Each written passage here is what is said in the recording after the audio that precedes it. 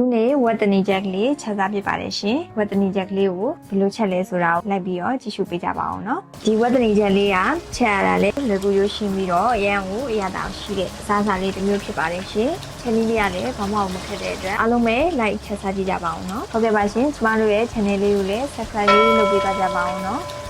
အခုဆိုရင် channel လေးရတယ်အရန်ကို subscribe လေးလုပ်နေတဲ့အတွက်ကျေးဇူးပြုပြီးတော့ subscribe လေးလုပ်ပေးကြပါအောင်နော်ဘာသာချက်ဖို့အတွက်အရသာဆက်ပြီးတော့နေပါမယ်စားတစ်စုံထည့်မယ်စလင်းမောင်တစ်စုံထည့်မယ်အင်းငပြားကြီးအနောက်တစ်စုံလောက်ထည့်လိုက်တယ်နော် QC ဘန်နာ QC တစ်စုံထည့်မယ်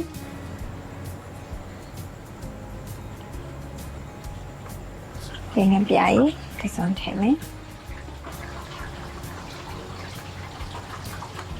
ဒါချင်းထောင်းထားတာကိုလည်းတစ်ခါလေးထည့်လိုက်မယ်နော်ဒီရတာလေးကိုမယောနေတော့မယ်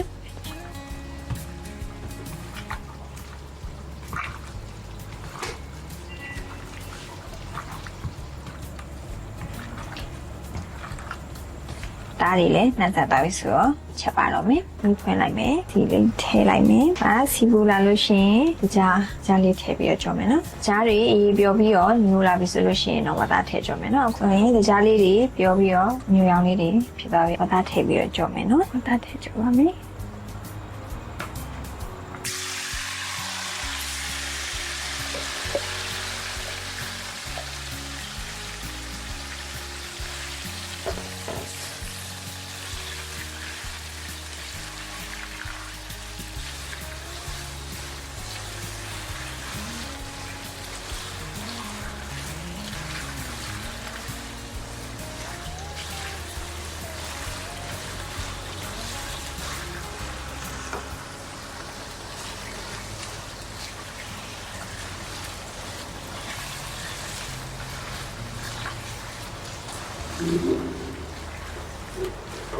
အခုလိုမျိုးဝတ်သားတွေကိုမိလေးအနေတော်လေးနဲ့ရေကုန်တင်းသွားတဲ့အထိကြော်လိုက်မယ်နော်ပြီးတော့မှစစ်သွန်ကြိတ်ထားတာထည့်မယ်ခုဆိုလို့ရှိရင်ဝတ်သားတွေကြော်ထားတာအပေါ်ရေကုန်နဲ့တင်းလာပြီဒီရေလေးလည်းခမ်းသွားပြီဆိုတော့ဝတ်သားမှာထွက်တဲ့ရေလေးခမ်းလာပြီဆိုတော့စစ်သွန်ဖြူနဲ့အနေနဲ့ကြိတ်ထားတာထည့်လိုက်မယ်နော်စစ်တော့အဖြူနဲ့အနေနဲ့နုံးသွားတဲ့အထိဒီလိုပဲကြောလိုက်မယ်နော်စစ်တော့အဖြူနဲ့အနီးနုံးသွားပြီဆိုကမှရှီထည့်မယ်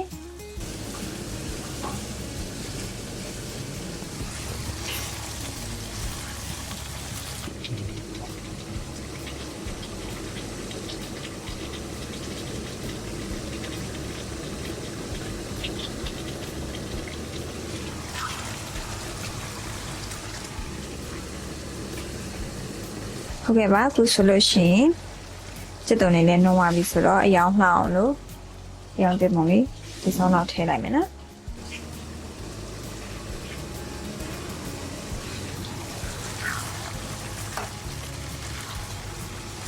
ဟုတ်ကဲ့ပါအခုဆိုလို့ရှိရင်စီလေးလည်းပွက်လာပြီဆိုတော့ရေလေးခမ်းသွားတဲ့ဒီအနေထားဆိုလို့ရှိရင်ဒါရေခမ်းတဲ့အနေထားပေါ့နော်အဲဆိုလို့ရှိရင်ရေထည့်ပါမယ်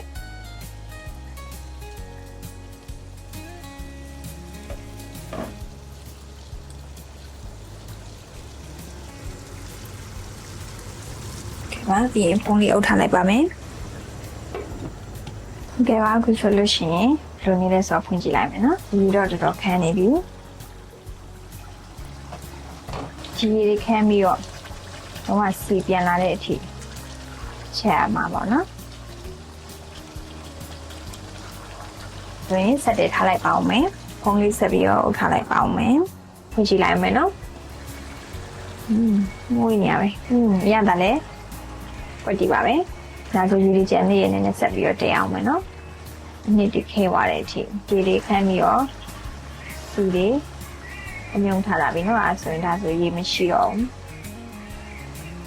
။ကဲပါဒီအနေထားဆိုလို့ရှိရင်ချလို့ရပါပြီ။အိုးလေးချလိုက်ပါတော့မယ်နော်။ပြေးလိုက်ပါတော့မယ်။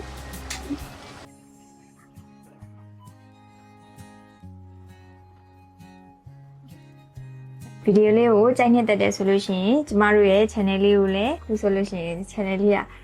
subscribe လေးနည်းနေတဲ့အတွက်ကျေးဇူးပြုပြီးတော့ subscribe လေးလုပ်ပေးတော့ကြပါအောင်เนาะကျေးဇူးတင်ပါတယ်အားလုံးကို see you next video bye bye